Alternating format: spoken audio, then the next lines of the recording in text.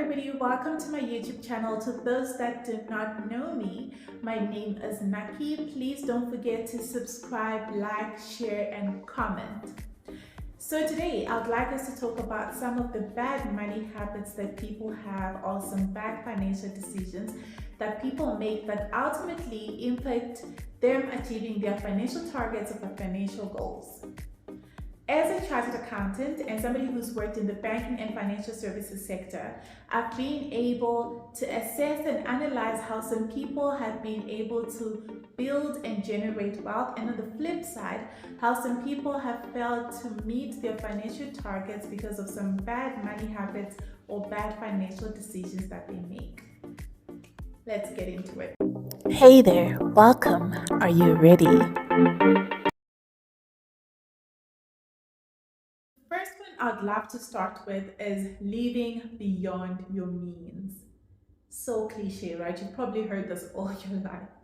But spending more than you earn is an issue people have, which sometimes leads to overspending and you getting into accumulated debt that you probably didn't need.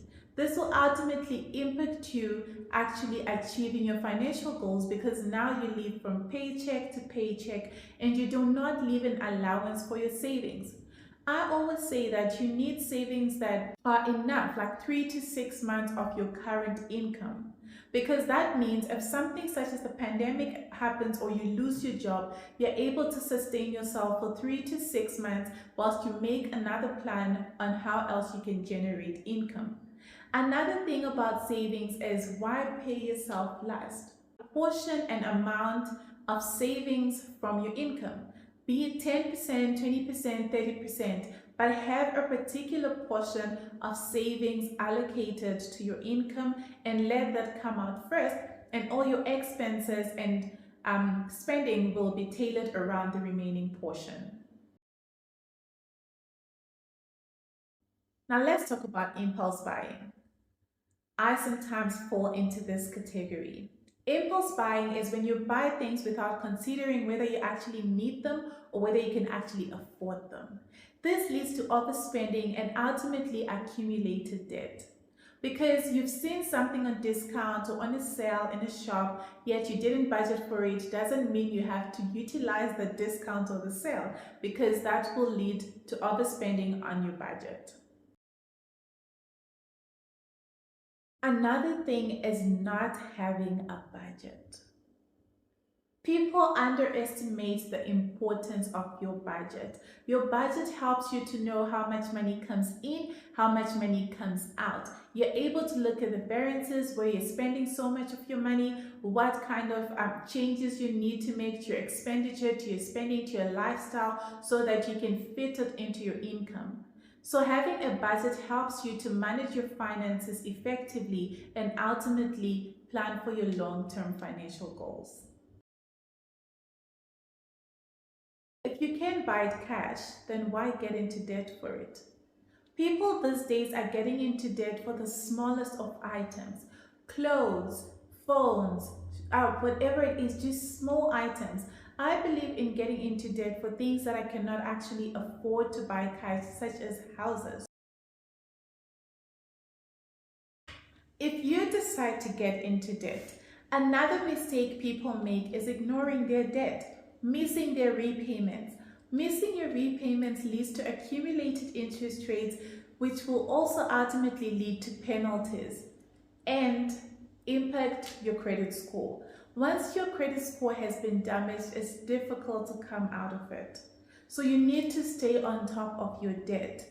What does that mean?